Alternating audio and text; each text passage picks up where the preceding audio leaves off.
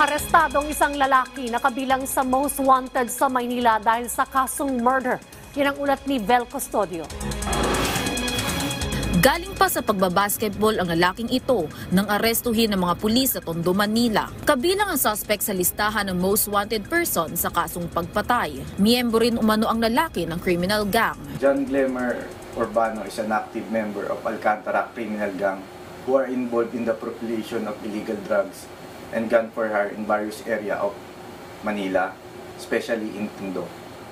Itong si John Glemer Urbano is yung primary suspect, isa sa primary suspect natin ng shooting incident that transpired in Balot, Tondo last December 2023, which resulted to the death of a male victim identified as Joel Blandy. Itong si Joel Blandy, if we could recall, siya yung lumabas na serial killer allegedly last year din nung April 2023 na nag-circulate within sa internet, tapos later to find out hindi naman siya yun. Kumbaga naging gantihan ng grupo dito sa Balot, Tondo. Isang buwan tinigtikan ng mga pulis ang salarin.